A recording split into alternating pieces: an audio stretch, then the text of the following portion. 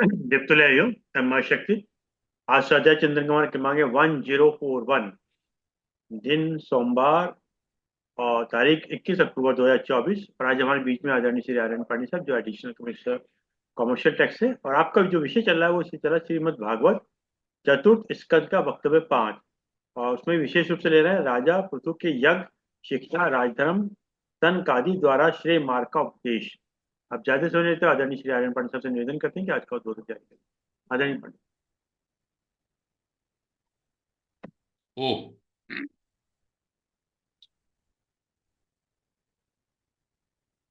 सर्वप्रथम गायत्री महामंत्र का उच्चारण करते हैं।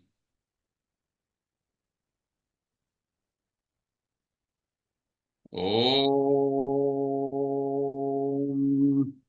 भूर्भुवः स्वः तत्सवितुर्वरेण्यं भर्गो देवस्य धीमहि धियो यो नः प्रचोदयात्। अब मैं दो वैदिक मंत्रों से प्रार्थना करता हूं। ओम विश्वानि देव सवितर्दुरितानि परासुव यद्भद्रं तन्न आसुव। ओम अग्रे नयसु पथारा ये अस्मान् विश्वानि देव वयुनानि विद्वान् यो योध्यस्मज्जुहुराणमीनो भूयिष्ठान्ते हाँ, सामने एक फूल खिला हुआ था। मुक्तिं विधेम। हे सकल जगत के उत्पादक प्रकाश स्वरूप परमात्मन, आप हमारी बुराइयों को, दुर्व्यसनों को, आपत्तियों को दूर करें और जो कल्याणकारी हो वह हमें प्राप्त कराएं। हे सबसे अग्रणी अग्नि स्वरूप परमेश्वर, आप हमारे सारे कर्मों को जानते हैं। आप हमको सन्मार्ग पर ले चलते हुए समृद्धि प्राप्त कराएं। इसमें जो भी बाधाएं आए वो आप दूर करें। हम आपको बारंबार प्रणाम करते हैं। ओ सदैव की भांति सर्वप्रथम आदरणीय श्री अरविंद शर्मा जी का बहुत बहुत आभार, जिनके कारण यह स्वाध्याय चिंतन की श्रृंखला अनवरत रूप से जारी है। उसके उपरांत आप जो भी बौद्धिक श्रोता इस समय उपस्थित रहते हैं, उन सबको मेरा बहुत बहुत अभिनंदन, प्रणाम। आप लोगों के आश्रय से ही यह सब कार्यक्रम संभव हो पा रहा है। जैसा कि मैं श्रीमद् भागवत विषय पर अपने विचार यथामति प्रस्तुत कर रहा हूं, तदनुसार इस श्रीमद् भागवत ग्रंथ के मुख्य प्रतिपाद्य तत्व भगवान श्री कृष्ण तथा इसके मुख्य वक्ता परमहंस सुखदेव जी को सर्वप्रथम मैं प्रणाम करता हूं। सच्चिदानंद रूपाय विश्वोत्पत्त्यादि हेतवे तापत्रय विनाशाय श्री कृष्णाय वयं नुमः। यं प्रव्रजन्तमनुपेतमपेत कृत्यं द्वैपायनो विरह कातर आजुहाव पुत्रेति तन्मयतातरवोऽभिनेदोस्तं सर्वभूतहृदयं मुनिमानतोऽस्मि। ओ नमो भगवते वासुदेवाय। तो सर्वप्रथम सब तत्वों में विराजमान उस वासुदेव भगवान को प्रणाम है, और उस वासुदेव भगवान को भी प्रणाम है जिसमें हम सब विद्यमान हैं। विद्वान श्रोतागण, जैसा कि आप सब विदित हैं कि इस समय श्रीमद् भागवत के चतुर्थ स्कंध का प्रकरण चल रहा, जिसमें ध्रुव जैसे उदार कीर्ति महापुरुष का वर्णन हुआ। उनकी वंश परंपरा में 8वीं पीढ़ी में राजा अंग हुए, उसके बाद राजा वेन हुए, और उनके बाहुओं के मंथन से राजा पृथु और अर्ची हुए। पृथु की कुछ कथा पिछले वक्तव्य में हुई, जिसमें मुख्य रूप से यह बताया गया कि हमारे शास्त्रों के अनुसार या श्रीमद् भागवत पुराण के अनुसार राजा पृथु ऐसे राजा थे जिन्होंने इस पृथ्वी को उपजाऊ बनाया, उबड़ खाबड़ थी, समतल बनाया, उनसे विभिन्न प्रकार के खनिज और वनस्पतियों का दोहन किया, और सर्वप्रथम श्रेय उनको यह जाता है कि उन्होंने प्रजा वर्ग के लिए यथा योग्य निवास स्थान भी तैयार किए, गांव, कस्बे, नगर, दुर्ग इत्यादि इत्यादि, तलहटी। इसके उपरांत आज इसका शेष वक्तव्य प्रारंभ होता। पहले मैं कथानक सुनाता हूं, फिर मैं आप सबके लिए भी चिंतन करने के लिए विषय छोड़ता हूं, अपना विचार भी बताता हूं कि आखिर ये कथानक देखने में जो साधारण हैं, उनसे श्रीमद् भागवत पुराण के रचयिता मुनि क्या कहना चाहते हैं, क्या संदेश देना चाहते हैं। आज के प्रकरण की शुरुआत इस कथानक से है कि राजा पृथु ने जब पृथ्वी को समतल कर दिया, विभाग इत्यादि, निवास स्थान इत्यादि बना दिए, तो उन्होंने लिखा है सरस्वती नदी के पूर्वमुखी जो बहती थी वहां पर उन्होंने 100 अश्वमेध यज्ञ करने की दीक्षा ली। उन्होंने कहा कि मैं 100 अश्वमेध यज्ञ करूंगा। बहुत उनका यशगान हुआ। यशगान होने के उपरांत यज्ञ चलते रहे, 99 यज्ञ हो गए। जब 100वां यज्ञ हो रहा था, पहले कथानक सुन लेते हैं, क्योंकि पिछले वक्तव्यों में कुछ ऐसे शब्द आए हैं जिन पर कुछ विचार चिंतन करना आवश्यक है। जैसे इसमें यह वर्णन है पौराणिक कथा में कि जब 100वां यज्ञ हो रहा था तो इंद्र को चिंता हुई कि जो 100 यज्ञ कर लेगा अगर ये राजा, तो मेरा पद जो है वो छीन लेंगे।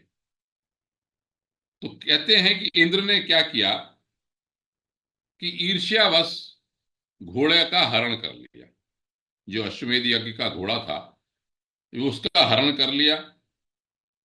अब बात यह प्रारंभ होती है कि हरण कैसे किया।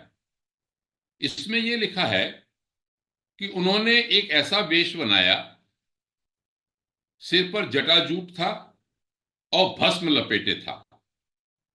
मतलब जैसे कापाली के शैव रहते हैं, उस तरह का वेश बना के घोड़ा लेके चलने लगे। तो राजा पृथु के जो पुत्र विजिताश्व थे, उन्होंने सोचा कि यह कोई धार्मिक व्यक्ति है, इसलिए कुछ नहीं कहा। लेकिन पृथु के जो यज्ञ के ऋषि थे अत्रि, उन्होंने ये कहा, अरे विजिताश्व से है पृथ्वी कुमार, ये तो घोड़ा तुम्हारा हरण किए ले जा रहा, इसको मारो, इसको रोको। जो बाण उन्होंने नहीं था, छोड़ा नहीं था, जब उन्होंने कहा कि इनको, ये इंद्र है, ये विघ्न डालना चाह रहा है तुम्हारे यज्ञ में, इसे मार डालो। तो जब उन्होंने क्रोध में पृथु कुमार विजिताश्व ने अपना धनुष बाण उठाया तो इंद्र अंतर्धान हो गए और घोड़े को छोड़ दिया।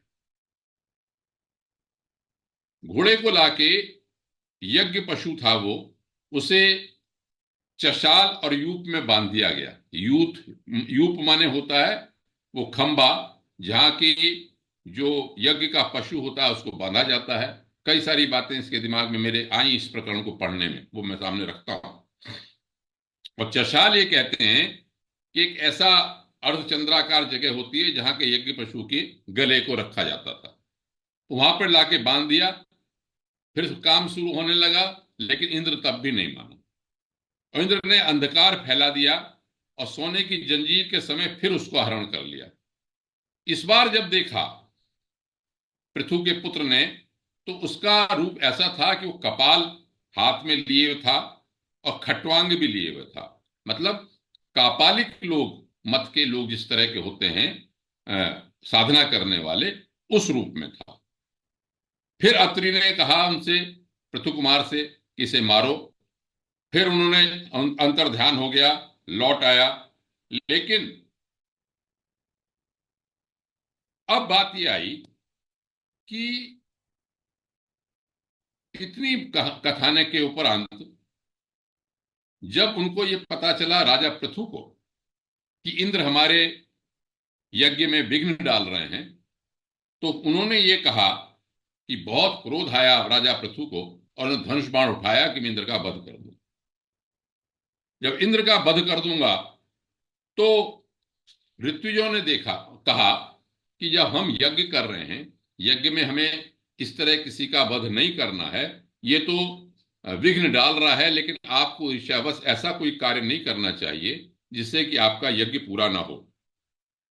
हम तो ऐसा करते हैं कि हमारे अंदर इतनी ताकत है मंत्रों की, हम इंद्र को ही आहुति के रूप में बुला लेते हैं और यज्ञ में ही उसकी स्वाहा करके उसे भस्म कर देते हैं। तो उन्होंने कहा हाँ ठीक है।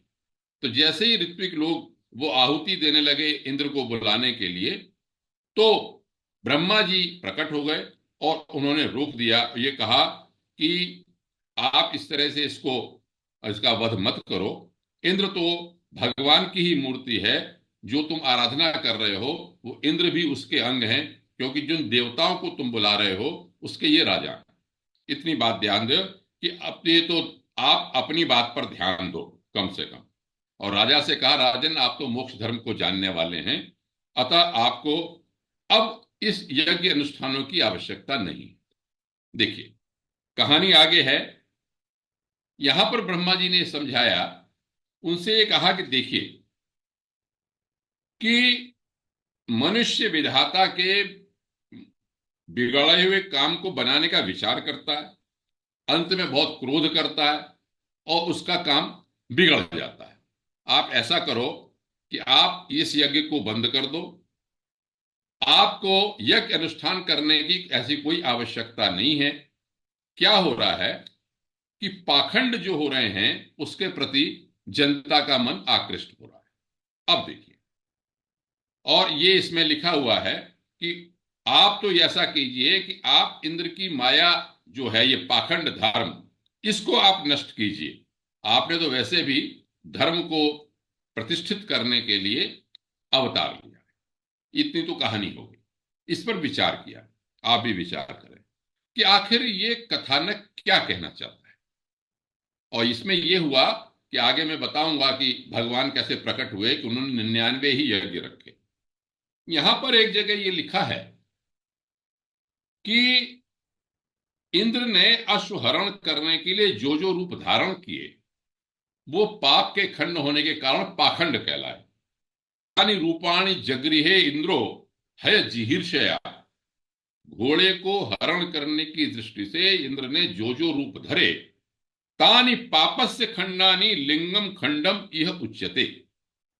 वो पाप के खंड होने के कारण पाखंड कहलाते हैं। अब देखिए यहां पर यह लिखा इसलिए कि भस्म लगाना, जटाजूट का रूप धारण करना, कपाल को लेना, और उसका एक जो दंड होता है वो रखना अपना, ये सब आगे चल के जो जो नग्न मत हुआ, रक्तांबर मत हुआ, कापालिक मत हुआ, वो सब पाखंड कहलाए। यदि आप लोग शैव उपधर्मों के बारे में पढ़ें तो उन सब में ये धर्म हैं। कापालिक धर्म भी है, रक्तांबर भी है, और ये नग्न वाला भी है। यहां पर इस प्रकरण में इसको पाखंड बताया गया और ये कहा कि ये इंद्र ने जो रूप धरे तरह तरह के अश्व को हरण करने के लिए, ये एक ऐसे आकर्षक प्रथम दृष्टया लगते हैं कि लोगों का, जो सामान्य बुद्धि के लोग हैं, उनका मन बहुत जल्दी सड़ जाता है और इसके लोग खींचे चले जाते हैं। तो राजा पृथु से ये कहा कि आपको तो ऐसा काम करना चाहिए कि जिससे पाखंड समाप्त हो। दूसरी बात, यहां पर आखिर ये क्यों कहा ब्रह्मा ने राजन के, राजन आप मोक्ष धर्म के जानने वाले हैं, आपको इन यज्ञानुष्ठानों की आवश्यकता नहीं है। मैंने इस पर विचार किया, जहां तक मेरी बुद्धि जाती है, कि जब हम किसी काम से, आप 100 अश्वमेध यज्ञ क्यों कर रहे हैं? इंद्र पद को प्राप्त करने के लिए, या बहुत ऐश्वर्य प्राप्त करने के लिए, अपना नाम स्थापित करने के लिए सकाम कर रहे हैं। यहां का यह प्रकरण मुझे विचार से एक ये शिक्षा देता है कि यज्ञ मोक्ष प्राप्ति के लिए यज्ञानुष्ठान की आवश्यकता नहीं है, सकाम मोक्ष प्राप्ति के लिए। अगर आप यज्ञ इंद्र धर्म के लिए कर रहे हैं तो इंद्र की धर्म की, इंद्र पद की प्राप्ति आपको होनी है। तो यहां पर इस प्रकरण से यह बताया कि तरह तरह के पाखंड करने का कोई आवश्यकता नहीं है। पाखंड जो है यज्ञों में विघ्न डालते हैं तरह तरह के। एक बात तो पाखंड जो है तरह तरह का रूप धारण करना, कापालिक इत्यादि का, यहां पर एक तरह से चूंकि ये ग्रंथ वैष्णव मत का प्रतिपादन करता है, तो यहां पर इन्होंने कापालिकों का और ये जो भस्म लगाए लोग हैं, रक्तांबर इत्यादि, उनका विरोध किया, ऐसा मुझे लगता। लेकिन इससे ज्यादा महत्वपूर्ण मुझे बात यह लगी इसमें प्रकरण में कि यह यज्ञ अनुष्ठान करना मोक्ष के लिए आवश्यकता नहीं है, क्योंकि यज्ञ दृष्ट्वा स्वर्गतिम प्रार्थयन्ते, गीता भी कहती है यज्ञ से करके स्वर्ग की प्राप्ति तो होती है, लेकिन क्षीणे पुण्य मर्त्य लोकम विशंति, श्रीमद् भगवद गीता में लिखा है कि पुण्य का क्षीण होने पर फिर वो मृत्यु लोक में उनको आना पड़ता है। चलिए, मेरा मत यह भी है कि जो मीमांसक वाला दर्शन है उसको एक तरह से खंडन किया गया है कि केवल जो ये लोग मानते हैं कि केवल यज्ञ करना ही पर्याप्त है मोक्ष के लिए, वो ऐसा नहीं है। कि जो जिन्हें अपना मोक्ष प्राप्ति करनी है उसके लिए यज्ञ की आवश्यकता उसमें नहीं। तो कोई ये कहे कि नहीं मैं 100 यज्ञ ही करूंगा तो मोक्ष की प्राप्ति नहीं हो सकती, उसे ऐश्वर्य की प्राप्ति हो जाए, तो यहां पर यह कहा गया कि आप पाखंड का नाश कीजिए। हे राजन, आप तो धर्म को प्रतिष्ठापित करने के लिए आपका अवतार हुआ है, जन्म हुआ। इतनी बात जब उन्होंने कही तो यहां पर आगे आया कि जब समझा दिया तो उन्होंने आग्रह छोड़ दिया 100वां यज्ञ करने का, और अपना उन्होंने स्नान इत्यादि करके सब समाप्त किया। तो ये इसमें आगे लिखा है कि भगवान विष्णु को बहुत संतोष हुआ और भगवान वहां पर प्रकट हुए। भगवान वहां पर प्रकट हुए और ये कहा कि हे राजन, तुमने तुम्हारे 100 अश्वमेध यज्ञ के संकल्प में इंद्र ने विघ्न डाला, लेकिन तुम इनको क्षमा कर दो क्योंकि तुमने ब्रह्मा जी की बात मानी। अब मतलब की बात आती, एक तो बहुत दुराग्रह करने से ऐसे यज्ञ आदि अनुष्ठान का लाभ मुझे नहीं लगता। इस प्रकरण से ये शिक्षा देना चाहते हैं जिसमें कि आपको किसी का वध करना, एक बात, और एक और बात छिपी हुई है इसमें, यज्ञ पशु की भी बात है इसमें। मैं आगे चल के प्राचीन वर्री का वृत्तांत बताऊंगा, जिसमें नारद जी ने, प्राचीन वर्री ने जब मोक्ष की बात कही तो प्राचीन वर्री को क्या उपदेश दिया। उसमें यह कहा कि देखो राजन, तुमने ये सैकड़ों, आसमान में सैकड़ों जीव तुम्हारी प्रतीक्षा कर रहे हैं। राजन पूछते हैं कि क्यों कर रहे हैं? कि ये तुमने जो यज्ञ किए उनमें जिन पशुओं की बलि दी है वो सब तुम्हारी प्रतीक्षा कर रहे हैं। तो बलि वाले यज्ञ का निषेध ये ग्रंथ करता है कि बलि वाले यज्ञ की आवश्यकता नहीं है, आग्रह पूर्वक अनुष्ठानों की आवश्यकता नहीं है। अब क्या कहा, जो एक सामान्य बात है वो समझने की, वो ये है, ये कहा कि जो श्रेष्ठ मानव होते हैं वो जीवों से, दूसरों से द्रोह नहीं करते, क्योंकि उनका यह शरीर ही आत्मा नहीं है। आपके माया से मोहित नहीं होइए, पुरुष को अविद्या, वासना, कर्मों का पुतला समझकर इसमें आसक्त नहीं होना चाहिए। अब यहां पर एक जो परम तत्व की बात है वो इस कथानक में आती है। क्या कथानक में आती है? अब आप जब इसको शब्दावली सुनेंगे, जो कई बार सुन चुके हैं, फिर सुनिए इसको कि परम तत्व क्या है। कहते हैं भगवान विष्णु ने यह कहा कि जो विवेकी पुरुष है वो पुत्र में, पत्नी में, धन में सब कुछ नहीं समझता। वो समझता है कि ये सब चीजें नश्वर है। और परम तत्व कैसा है? परम तत्व आत्मा जो है वो एक शुद्ध स्वयं प्रकाश, निर्गुण, सर्वव्यापक, आवरण शून्य, सबका साक्षी है, जो इस शरीर से भिन्न। वही बात जो गीता के दूसरी अध्याय में आत्मा के बारे में कही गई। या कल का जो प्रकरण था उसमें श्री सुभाष चंद्र सिंह जी ने एक श्लोक का उद्धरण किया था, साक्षी केवला केवलो निर्गुण एको रुद्र एको देव सर्वभूतेषु गूढ़ः सर्वव्यापी सर्वभूतांतरात्मा। उन्होंने ये श्वेताश्वतर उपनिषद का एक मंत्र था, बोला था कि एक ही देव है, सब प्राणियों में उपस्थित है, साक्षी चेता केवलो निर्गुणश्च, सबका साक्षी है, चेतन है, निर्गुण है इत्यादि। इस तरह की जब उन्होंने बात उन्हें समझाई, अब उन्होंने ये कहा कि देखो, जो वर्णाश्रम हमारे दिया हुआ है उसका जो बिना किसी कामना के अपना कर्तव्य करता है, मेरी आराधना करता है, भगवान ये पृथु से कह रहे हैं, श्रद्धा पूर्वक जो आराधना करता है उसका चित्त धीरे धीरे शुद्ध हो जाता है।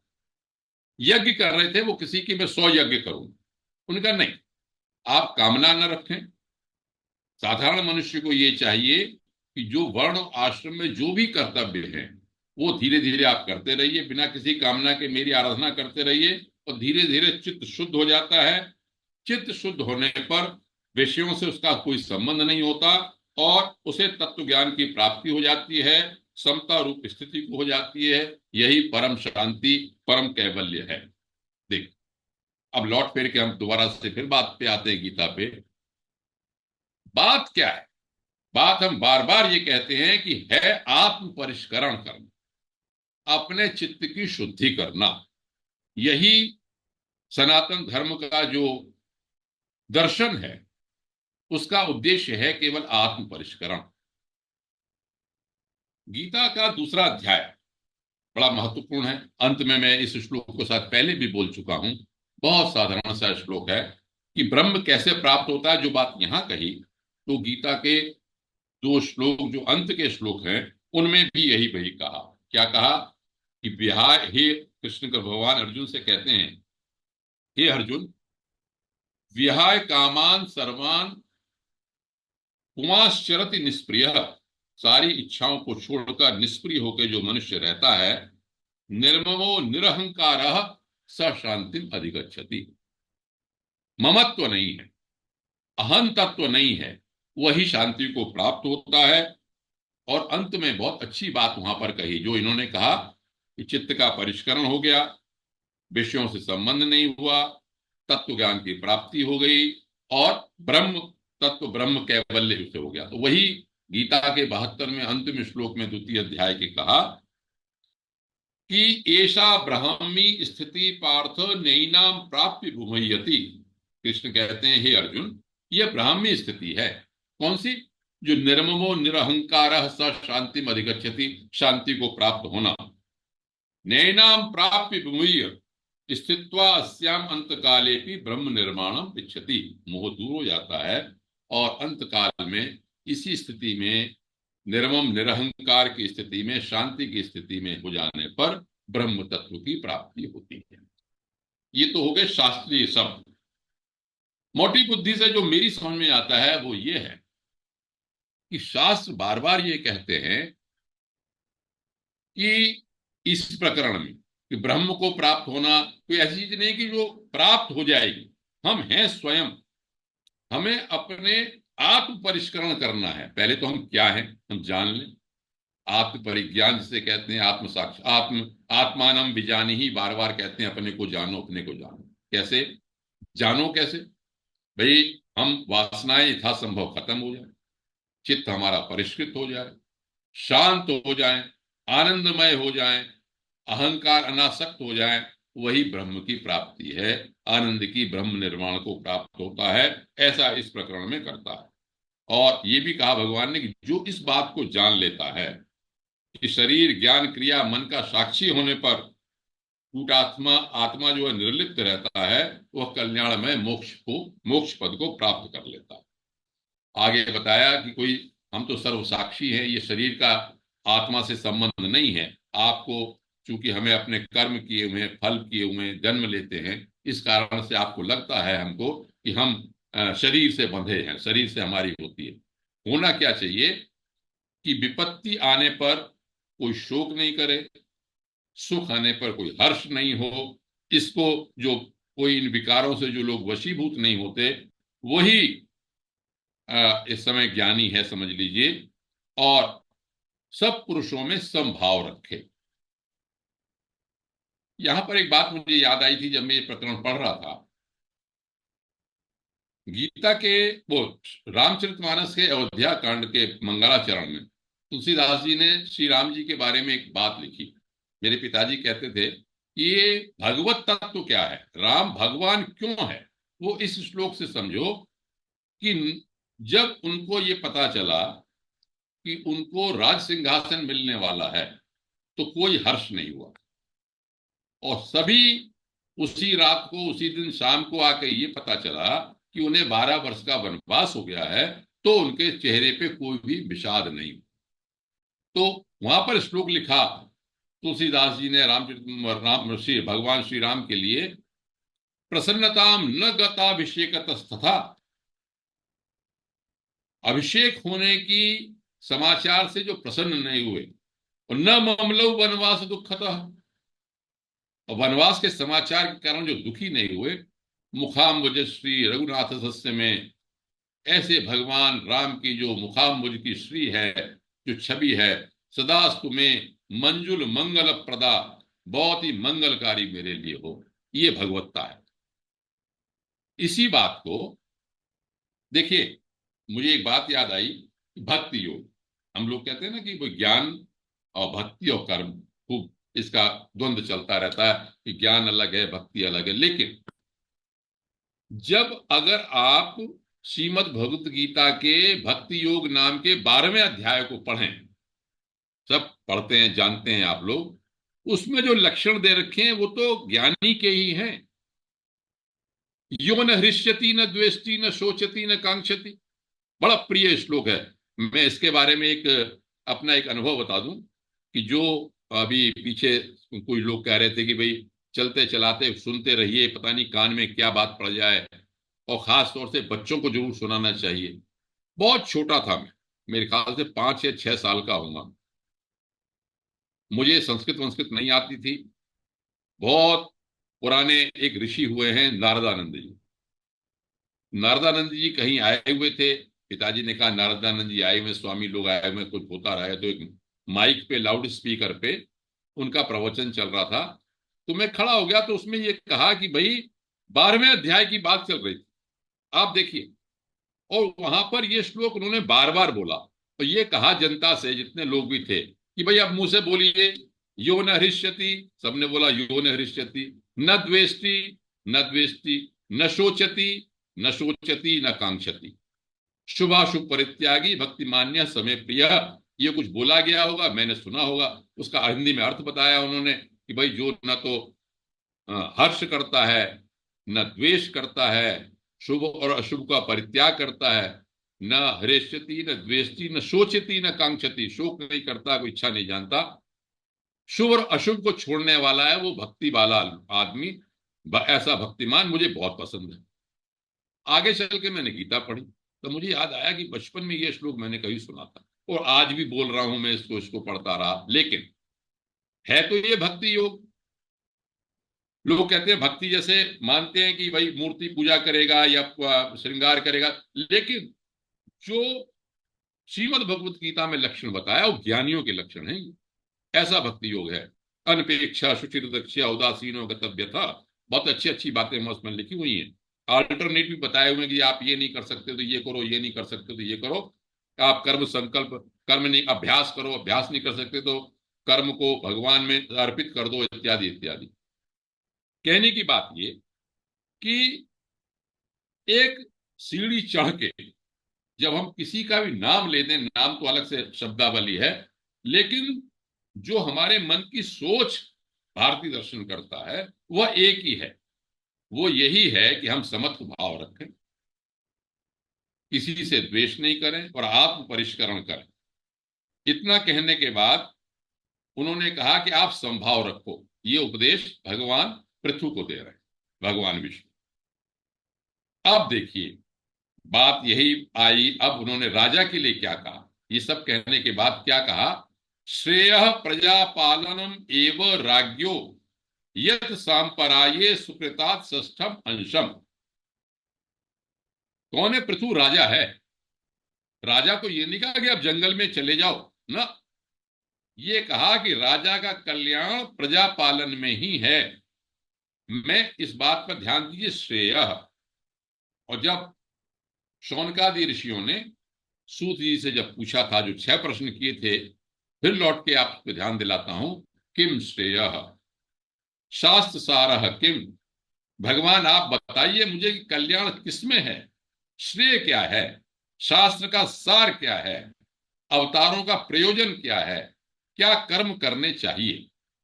बार बार ध्यान रखें, जब मैं इस ग्रंथ को पढ़ता हूं तो उसी मूल बात को जगह जगह अलग अलग प्रकरण में अलग अलग तरह से देश काल परिस्थिति के अनुसार जो श्रेय है उसकी बात कही। राजा के लिए श्रेय क्या है? राजा के लिए श्रेय है प्रजा पालनम। राजा का श्रेय नहीं कि प्रजा पालन करके छोड़ दे, नहीं, प्रजा का पालन करना है। उसमें लिखा कि प्रजा के पुण्य का 6ठा भाग मिलता है राजा को, और जो राजा प्रजा की रक्षा नहीं कर पाता है उसको पाप का भागी होना पड़ता है। ऐसा नहीं कि आप राजा छोड़ दीजिए। आपने एक राजा हमारे हुए, उन्होंने सैन्य हटा दिया, सब खत्म कर दिया, और उसके उपरांत एक ऐसा ठप्पा हमारे सनातन धर्म पे लग गया कि हम कभी भी अहिंसावादी, राजा भी अहिंसा कैसे करेगा? राजा को तो प्रजा पालन करना ही है। ये अहिंसा का पाठ तो और लोगों के लिए है। खैर, तो उन्होंने ये कहा कि भाई तुम प्रजा पालन करो, और राजा को, अपने प्रजा को अपना ही संतान समझ के, तुम से मैं बहुत प्रसन्न हूं, आप मुझे वर मांगो। तो पहले तो उनको ये कहा कि यज्ञ इत्यादि का हठ मत करो। फिर उन्हें समता का भाव का बताया, ये बताया कि भाई ब्रह्म निर्माण क्या चीज है। फिर ये बताया कि आप राजा हैं, तो जब तक राजा के पद पे हैं तो आप प्रजा का पालन करो। प्रजा का पालन करने के बाद कहा उनसे वर मांगो। अब बड़ी इंटरेस्टिंग बात शुरू होगी। जब भगवान ने ये उपदेश किया पृथु को, तो पृथु बहुत प्रसन्न हुए। उन्होंने मन से इंद्र के प्रति जो द्वेष था वो अपना समाप्त कर दिया, और इंद्र भी उनके साथ आए थे। खैर चलिए, तो अब राजा पृथु ने कहा कि भगवान, आप तो वास्तव में प्रसन्न हैं, मेरे से वर देने में समर्थ हैं। कि देखिए, जो भोग की चीजें हैं वो मैं नहीं मांगता आपसे, क्योंकि तुच्छ विषयों को मैं नहीं मांगता, और मुझे मोक्ष पद की भी इच्छा नहीं। देखिए आप, एक ऐसा राजा है यहाँ पर कि क्या मांगता है, जो मांगा हो नहीं मांगा है, जो कुछ भी मिला उनको। लेकिन हम लोगों के लिए बहुत बड़ी शिक्षा इसमें मिलती है। क्या कहा उन्होंने कि मुझे तो कीर्ति कथा सुनने का, भगवान की जो कीर्तन, भगवान की जो बातें हैं, भगवान की जो कथाएं, उनको सुनने का बड़ा मन करता है। तो आप तो इसलिए किए, यहां पर लिखा है विधत्स्व कर्णतायुषाम एष मे वरः। हे भगवान, मेरे 10,000 कान कर दीजिए, मेरे 10,000 कान कर दीजिए। उन्हें क्यों भाई 10,000 कान क्यों? जिससे मैं आपके लीला गुणों का ही सुनता रहूं। 2 कान पर्याप्त नहीं, 10,000 कान कर दीजिए। क्योंकि जो तत्व ज्ञान की बात निकलती है वो मनुष्य का कल्याण कर देती है। मुझे किसी दूसरे वर की आवश्यकता नहीं है। ये कह के तो मुझे तो केवल ये करो कि आपके चरण कमलों का निरंतर चिंतन करने के अलावा और सत्पुरुषों का कोई प्रयोजन नहीं करता, तो मैं भी बिना किसी इच्छा के आपका भजन करता हूं। आपने जो मुझे इससे कहा कि वर मांग, इसकी वाणी तो मैं संसार को समझता हूं कि आप मुझे संसार में फंसाना चाहते हैं। क्योंकि ये जो वेद रूपा वाणी है, ये यज्ञ वगैरह जो कहते हैं, तो ये जो जगत को फंसे लेते हैं कि सकाम कर्म करने लगते हैं लोग। सकाम कर्म के करके फंसे रहते हैं। जैसे मैं यज्ञ कर रहा था तो मैं उसमें फंसा हुआ था। तो जिस प्रकार पिता पुत्र के कल्याण प्रार्थना अपेक्षा न करके अपने आप ही कल्याण करता है, इस तरह से आप तो मेरे लिए स्वयं ही हित का प्रयत्न करें। मुझे इसमें क्या याद आया वेद का मंत्र हम सबको पढ़ते हैं, ओम विश्वानि देव सवितर दुरितानि पराशुभ, और दूसरा क्या मांगते हैं, यद भद्रम तन्न आशुभ। भगवान वेद ही शुरू से कहते आए और हमें बचपन से सिखाया जाता है कि हम नहीं जानते कि हमारा कल्याण किसमें है। भगवान से ये मांगो, यद भद्रम तन्न आशुभ, भगवान हमारा कल्याण जिसमें हो। मैं एक संत की बात सुन रहा था कि आप ये मत मांगो कि मैं आपको बहुत सारा धन हो जाए, हो सकता है आपकी दुर्बुद्धि हो जाए, आप धन का दुरुपयोग करने लगे। आप ये मत मांगो बहुत सारी सत्ता हो जाए, शक्ति हो जाए, आप शक्तिशाली होकर उसका बद मद में बिगाड़ भी सकते हैं। बहुत पैसा आ जाए, आपको लूट भी सकते हैं लोग, उसका उपयोग करना आपको नहीं आता। तो मांगना ये है कि भाई जिसमें कल्याण हो भगवान, हम नहीं जानते उसमें ऐसा काम करो, आप ही कल्याण करो हमारा, यद भद्रम तन्न आशुभ। तो राजा पृथु ने भगवान से ये कहा कि जो पिता होता है वो पुत्र की प्रार्थना की अपेक्षा नहीं करता, वो जानता है उसका कल्याण किसमें है, वो अपने आप ही कल्याण करता है। तो वो श्रेय पुत्रवत भाव रख के आप मेरे कल्याण के अनुसार मेरा काम करो, मेरा प्रयत्न करो। तो अब भगवान समझ गए उनकी बात को। तो भगवान ने यहां पर यह कहा कि हे राजन, मई भक्ति अस्तुते, मैं तुम्हारे मन की बात जानता हूं, मेरे में तुम्हारी भक्ति बनी रहे। जैसे तुम्हारा चित्त मेरे में लगा हुआ है, और ऐसा पुरुष जिसका चित्त भगवान में लगा रहता है, वो माया को, मेरी माया को पार कर लेगा। गीता में बहुत स्पष्ट रूप से कहा है, मायाम एताम तरन्ति ते, जो अनन्य भाव से मेरी भक्ति करते हैं, मेरा चिंतन करते हैं, कामना नहीं रखते, मुझे मेरे ही कामना करते हैं, वो इस संसार सागर से, इस माया से पार हो जाते हैं। जैसे मैं बार बार कहता हूं कि इस ग्रंथ में हमारा श्रीमद् भागवत एक ऐसा, ओ श्रीमद् भगवत गीता एक ऐसा ग्रंथ है, उसमें जो सूक्ष्म सूक्ष्म रूप में सूत्र में जो भी शिक्षाएं दी गई हैं, वो सारे ग्रंथों में विस्तार से कथानकों के रूप में किसी न किसी और अन्य भाव से, अन्य शब्दों से परिलक्षित होती। तो इसमें यही कहा भगवान ने कि मेरी भक्ति, तुम्हारा मेरे प्रति तुम्हारी भक्ति बनी रहे, जिससे कि तुम इस संसार सागर को पार कर सको। तो इस कह के भगवान चले गए। अब देखिए, अब एक दूसरा प्रकरण शुरू होता है राजा पृथु का, जो मैंने लिखा था कि राजा पृथु ने सब, उनके जब भगवान आए तो उनकी बड़ी प्रशंसा हुई। प्रशंसा होने के उपरांत उन्होंने ये कहा कि पृथु के चरित्र में अब कौन सुना रहा है कहानी। ये हुआ कि शौनकादि ऋषियों ने कहा कि भाई पृथु जी के बारे में हमें कुछ और बताइए। किनसे कहा? सूत जी से। मैंने पहले ही बताया 3 तरह के प्रकरण चल रहा है कि परीक्षित जी बैठे हैं, उनको तक्षक काटने वाला है, उनको सुखदेव जी कथा सुना रहे हैं। नैमिषारण्य में इस कथा को, प्रकरण को शौनकादि ऋषियों को सूत जी सुना रहे हैं। और प्रकरण ये चल रहा है जो परमहंस जी सुखदेव जी कह रहे हैं कि विदुर जी को मैत्रेय जी हरिद्वार में सुना रहे हैं। तो ये प्रकरण ये चल रहा है कि मैत्रेय जी विदुर जी से ये कहते हैं ये कि देखो राजा पृथु ने क्या किया। ये बात भी हमारे समझने की है, जो उसमें छोटी सी बात लिखी है कि उन्होंने पुण्य कर्मों के क्षय की इच्छा से प्रारब्ध हुए भोगों को भोगते थे। हमें मोक्ष तभी मिलेगा जब हमारे पुण्य भी नष्ट हो जाए और पाप भी नष्ट हो जाए, तो वही स्थिति मोक्ष की है। तो भोग हमको जो मिल रहा है, जैसे हम लोग, हमारे ऊपर भगवान की बड़ी कृपा है, हर तरह की सुविधा हम आनंद उठा रहे हैं। तो हमको ये चाहिए, भाई प्रारब्ध हमने किया, भगवान की बड़ी कृपा है, हम अपने पुण्यों का भोग कर रहे हैं, इसलिए हमारे पुण्य भी क्षय होंगे तभी समाप्त होगा।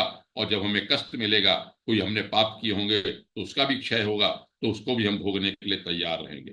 तो कहते हैं कि बहुत सुंदर वर्णन किया पृथु जी का, उसको शरीर सौष्ठव के बारे में बताया कि बहुत शरीर सुंदर था और प्रजाजन इकट्ठे हुए। अब मतलब की बात क्या है, अब प्रजा को उपदेश किया राजा ने, ये सुनने लायक है। राजा ने प्रजा को ये कहा कि राजा कैसा होना चाहिए। जो राजधर्म की बात करते हैं उसको, उनको ये समझने की है बात। ये बात कौटिल्य के अर्थशास्त्र में भी कही गई है, मनुस्मृति के राजधर्म में भी कही गई है, और टैक्स वाले हम सब लोग हैं, हमारे अरविंद जी भी टैक्स वाले हैं, हम भी टैक्स वाले हैं, तो उसमें क्या लिखा है यहाँ पर? ये लिखा कि जो राजा प्रजा को धर्म मार्ग की शिक्षा न देकर केवल कर वसूल करने में लगा रहता है, वह प्रजा के पाप का भागी होता है, ऐश्वर्य से हाथ धो बैठ। बहुत ज्यादा टैक्सिंग नहीं होना चाहिए। इसलिए आप सब लोग क्या कीजिए, प्रजा लोगों से, अब उनसे प्रजा से अपेक्षा क्या की? हालांकि आजकल भी अपेक्षा राजा जब करता है तो हम लोग तो करते नहीं वैसा, लेकिन उस जमाने की बात है, यदि प्रजा अपने अपने कर्तव्यों को करने लगे तो ये समस्या ही हल हो जाए। राजा ने ये कहा कि देखो भाई प्रजाजन, आप भगवान को याद करते हुए अपने अपने कर्तव्य का पालन करते रहिए। आपका स्वार्थ भी इसी में है और मुझ पर भी आपका बड़ा अनुग्रह होगा। जो मरने के उपरांत कर्ता, उपदेष्टा और समर्थक, तीनों को उसका फल मिलता है। करने वाले को, उपदेश करने वाले को, समर्थन करने वाले को। तो उन्होंने कहा भाई कर्मों का फल देने वाले तो भगवान है। आप भगवान का ध्यान करके अपने अपने कर्तव्यों को करो। कर्तव्यों को करने के बाद उन्होंने क्या कहा कि भगवान का ध्यान करो, भगवान के चरण कमल, भगवान की पूजा ऐसी है स्व कर्तव्य कि भगवान सब कामनाओं को पूरे करेंगे। और मुख्य बात इन्होंने ये कही, अब तीन चार बातें इन्होंने प्रजाजन के लिए कह दी जो सब सामान्य हम लोगों को भी ध्यान देने की है कि आजीविका आपकी जिसमें चले, ऐसा उचित वर्णाश्रम जो है वो आप करो। ध्यान, स्तुति, पूजा करो, वाचिक शारीरिक क्रियाएं भी करो, और हृदय में कपट मत रखो। और यह करो, यह सोचो कि अधिकार अनुसार सबको फल फल प्राप्त होगा। उसके उपरांत उन्होंने विशुद्ध परमात्मा के रूप के बारे में कहा कि परमात्मा किस प्रकार के हैं। फिर ये कहा कि सहनशीलता, तपस्या, ज्ञान, ये सब आप अपने करके चलिए। और ये भी कहा कि आपके समाज में जो श्रेष्ठ लोग हैं, जिन्हें उस समय ब्राह्मण कहा जाता था, कि जो वेद को भी जानते हैं, जिनका चरित्र भी उज्जवल है, जो अपने चरित्र से ही अब सब मार्ग दिखाते हैं, सबको तपस्या करते हैं, भगवान के ध्यान में रत रहते हैं, उनका भी आप आचरण करो हमेशा। वो श्रेष्ठ लोग जो हैं वो आपके और हमारे सबके लिए आदर्श हैं। और ये कहा कि तीन चीजें प्रसन्न रहे मेरे से, ब्रह्मकुल, जो वेदज्ञ लोग हैं वो, गवाम, गायें, और भगवान, भक्त, भगवान के जो भक्त हैं, तीन लोग मेरे ऊपर बहुत अनुग्रह करें। ऐसा कह के ये कहा। जब तो साधु जन जो बैठे हुए थे, महर्षि लोग बैठे थे, प्रजाजन बैठे थे, वो प्रशंसा करने लगे। उस दिन एक चौधरी साहब ने शंका व्यक्त की थी वेन के बारे में। तो यहां पर ये लिखा है कि पुत्र के द्वारा पिता पुण्य लोगों को प्राप्त कर लेता है। पुत्र के द्वारा पुत्र का अगर पुण्य है तो पिता भी उसको प्राप्त कर लेता है। तो यहां पर उसका जो वेन था पिता, उसका भी नरक का निस्तारण हो गया वहां पे। हिरण्यकशिपु जैसा भी दुष्ट व्यक्ति जो था, वो प्रहलाद के पुण्यों के कारण उनको भी पार हो गए वो भी। तो इसलिए, क्योंकि भगवान क्या है, भगवान अपने भक्तों का हमेशा ध्यान रखते हैं। ऐसे कह के उन्होंने सबकी प्रशंसा की। प्रशंसा करने के उपरांत अब देखिए, एक बात मुझे यहाँ इस प्रकरण को बताते समय ये याद आई कि जब मैंने पिछले वक्तव्य में ये कहा था कि जब पृथु जी का राज्याभिषेक हुआ तो जितने बंदी जन और मागध जन थे, उन सबने उनकी बड़ी प्रशंसा की कि राजा आप तो, आपका ऐसी कीर्ति विस्तार हो, फलाना हो। तो पृथु जी ने ये कहा था देखो भाई, अभी आप मेरी प्रशंसा मत करो, जब मैं इस तरह का कुछ काम कर लूं तब आप मेरी प्रशंसा करो। तो इस स्थिति में मुझे पता चला, कि ऐसा लगा कि जब उन्होंने पूरी जमीन को समतल कर दिया, प्रजा का पालन किया, भगवान भी आए, यज्ञ इत्यादि भी सब उनके हो गए, और उसके उपरांत फिर उनकी प्रशंसा हुई पृथ्वी जी की। और ऐसी प्रशंसा ही नहीं हुई। अचानक एक दिन जब बैठे हुए थे प्रजाजन, जब उनकी प्रार्थना कर रहे थे, उनके यज्ञ में उनकी प्रशंसा कर रहे थे, तो सनकादिक ऋषि प्रकट, सनक, सनंदन, सनातन, सनत कुमार। यह सृष्टि के प्रकरण में मैं बता चुका हूं कि ब्रह्मा जी के चार मानस पुत्र हैं। तो चार जो मानस पुत्र हैं ये हमेशा 5 वर्ष के ही दिखाई पड़ते हैं, बालकों की तरह से, दिव्य हैं, कहीं भी पे जा सकते हैं। इनकी गति ऐसी मानी जाती है, जैसे नारद जी कहीं जा सकते हैं, ये भी कहीं भी जा सकते हैं। और नारद जी की शंका को इन्होंने ही दूर किया था कि जब देखा था कि नारद जी ने ये कहा कि भाई मैंने एक ऐसी युवती देखी है जिसके पुत्र तो बूढ़े हो गए हैं और जग नहीं रहे हैं, ज्ञान और वैराग्य। तब भक्ति के बारे में उन्होंने कहा था कि श्रीमद् भागवत पुराण का इनको कथन सुनाई, और तब सनकादि ऋषियों ने इसको सप्ताह यज्ञ के रूप में सुनाया। तो सनकादि ऋषि जब वहां पर आ गए सामने, सनकादिक ऋषि जब आए तो सब लोग खड़े हो गए, और खड़े होने के उपरांत पृथु ने उनकी अभिषेक किया, अर्चन किया, आदर किया, उनको यज्ञ, उनको सब दिया, और ये कहा कि यस्य वो दर्शनम यासी दूरदर्शनांच योग भी, कि हे भगवान, आप लोगों के तो दर्शन योगियों को भी दुर्लभ होते हैं। ऐसा मेरा क्या पुण्य हुआ है कि आपने मुझे यहाँ पर दर्शन दिया।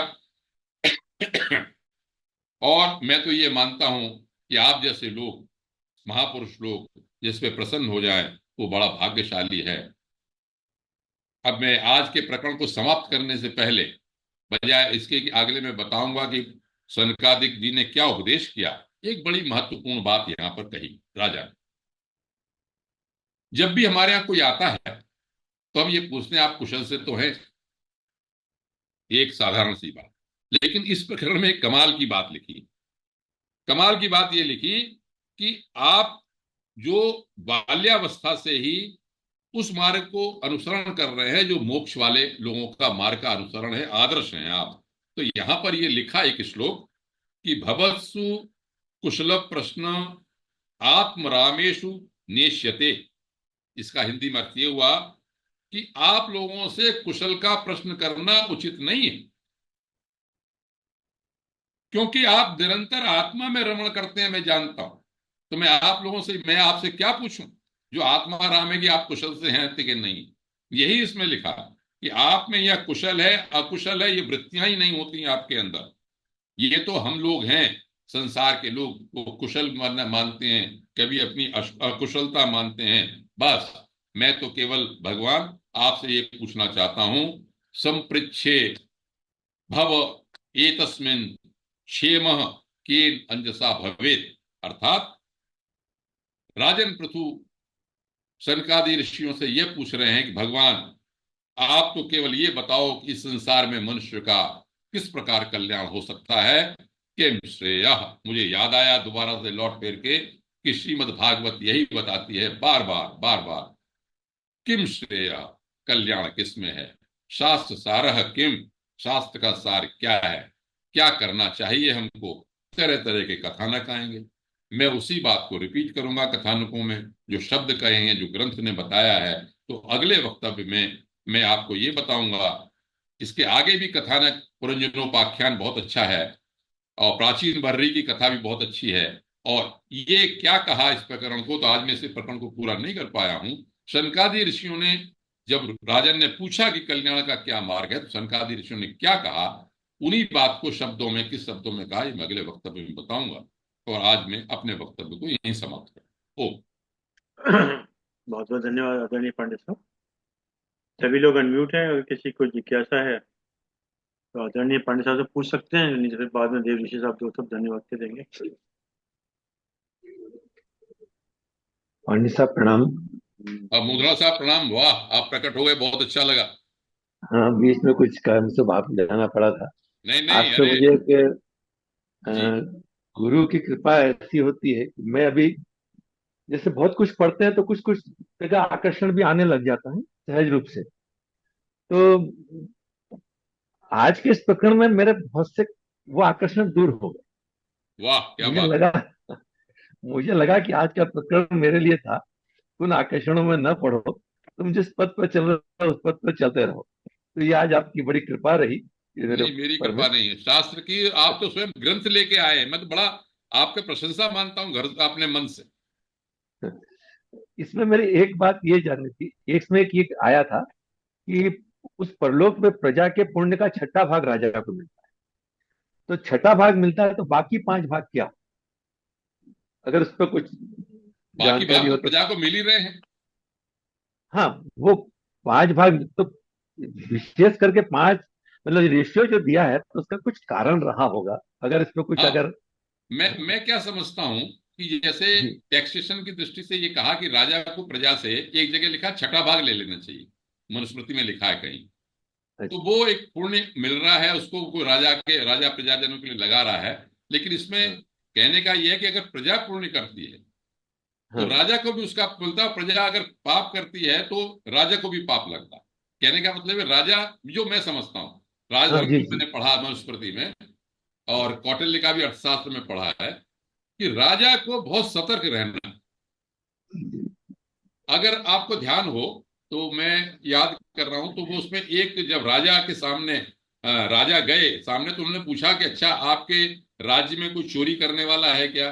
कि मैं आपको प्रकरण बताऊंगा। और ये कहा क्या कोई कदाचार होता है क्या, कोई व्यभिचार होता है क्या? तो ऐसा जो अगर कोई राजा के समय में होता है तो राजा इसका दोषी है। तो उसने कहा नहीं, तो आपकी कृपा से सब शांत है। तो आपकी बात बिल्कुल सही है कि बाकी उसका क्या होता। तो मैं जो समझता हूँ कि प्रजा का पुण्य कर रही है तो प्रजा का पुण्य करे तो प्रजा को भी मिलना चाहिए। ऐसा। एक यहाँ में एक, आप आज इस बात में एक और मजे की बात मेरे जो मन में आई कि यहाँ जो एक बात आई है कि जो राजा प्रजा को धर्म मार्ग की शिक्षा न देकर केवल उस पर कर वसूल करने में लगा रहता है, वो केवल प्रजा के पाप का ही भागी होता है और अपने ईश्वर से हाथ धो पड़ता है।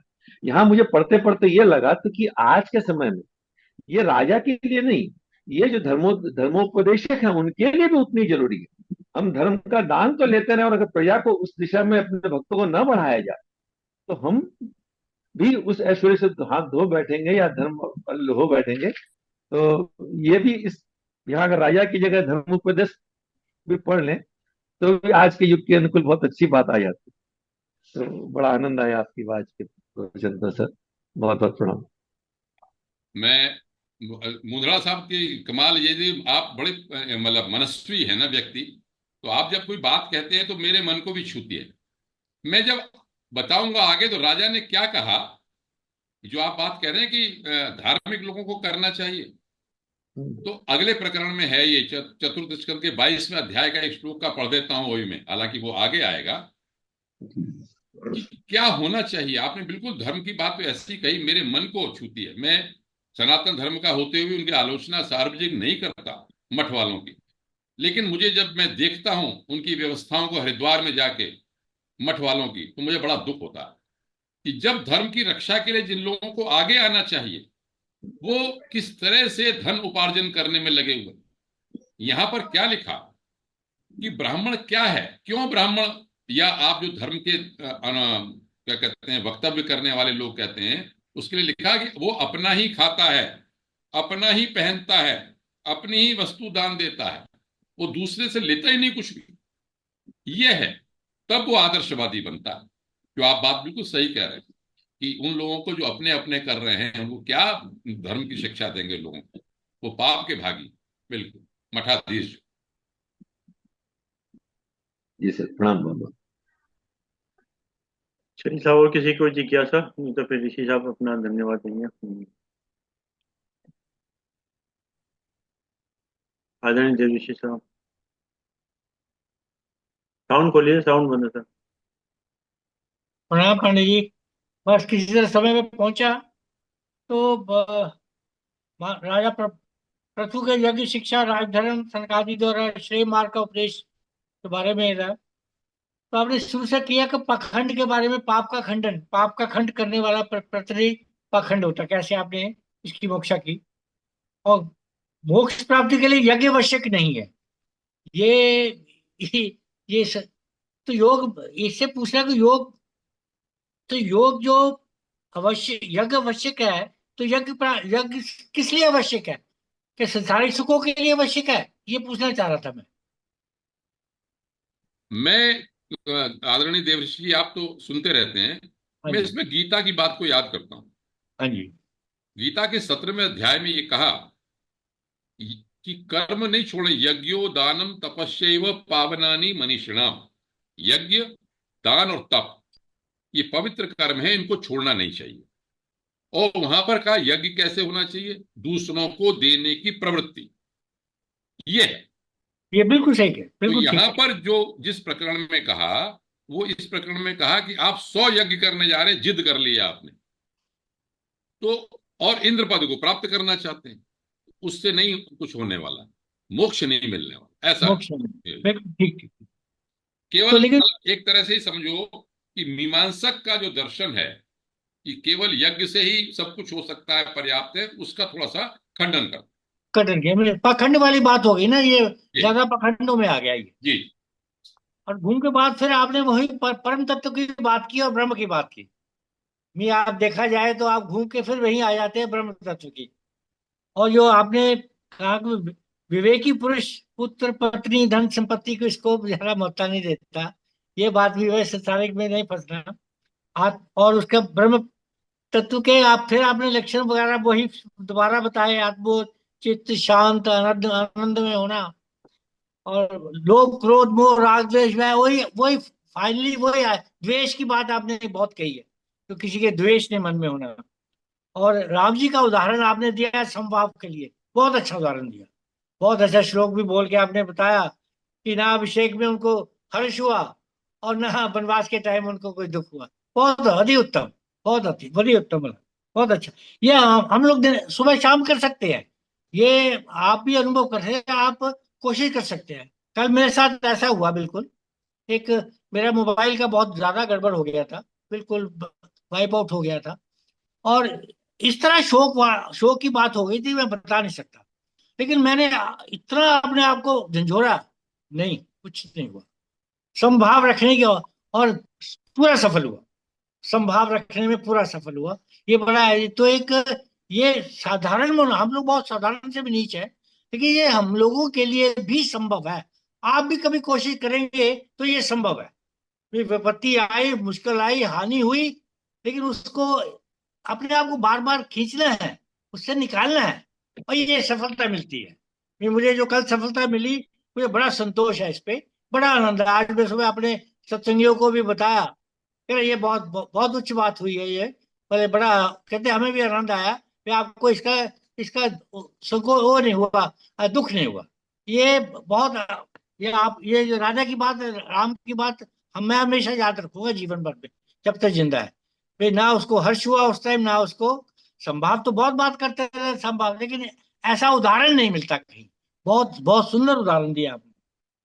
और जैसे प्रणव बोल रहा है, राजा का क्या दायित्व है, प्रजा का दायित्व भी बताया है, राजा का पालन। आप एक जो राजा का प्रजा पालन ही एक दायित्व है।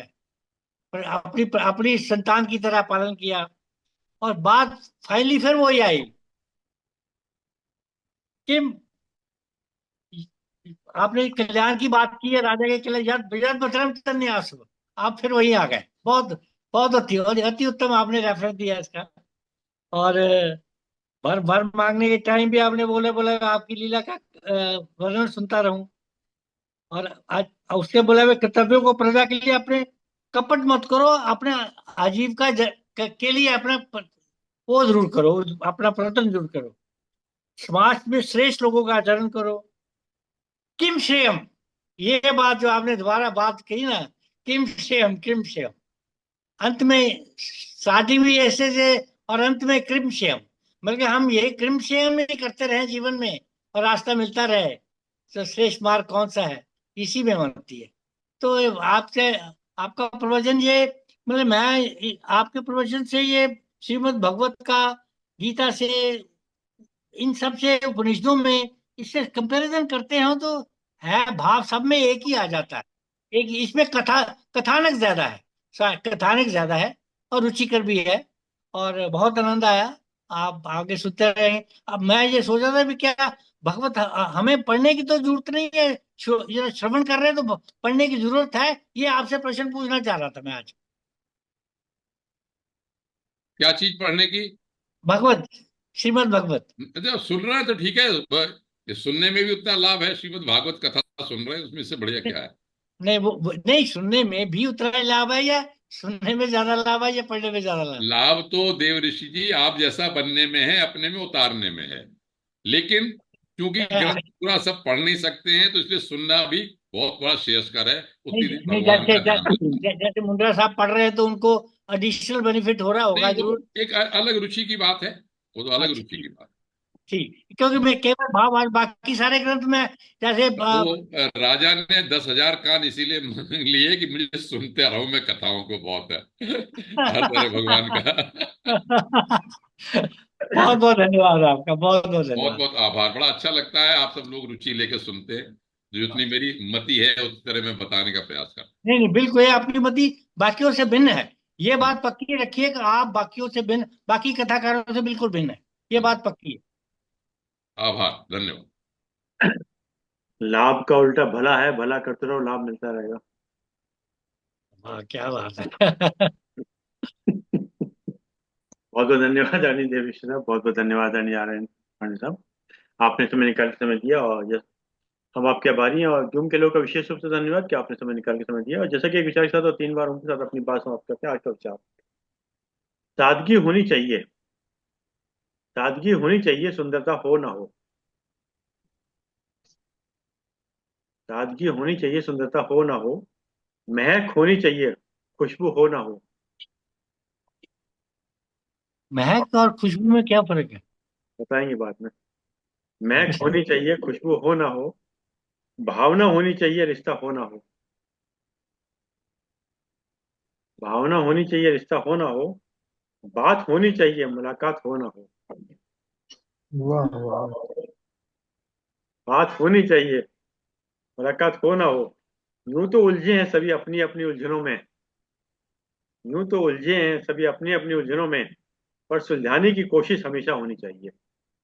वाह और वाह। सुलझाने की कोशिश हमेशा होनी चाहिए, चाहे जमाना साथ हो या ना हो। वाह वाह। चाहे जमाना साथ हो या ना जय जय गुरुदेव। हो। आइए 3 बार हम करते हैं। ओम। ओम।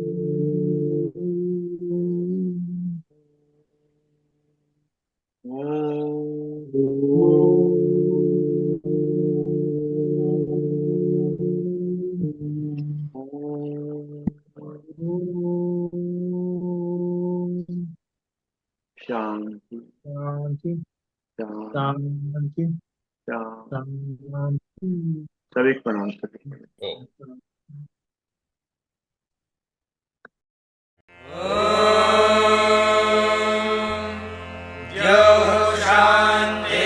शान्तिरन्तरिक्षं शान्तिः पृथिवी शान्तिरापः शान्तिरोषधयः शान्तिः वनस्पतयः शान्तिर्विश्वे देवाः शान्तिर्ब्रह्म शान्तिः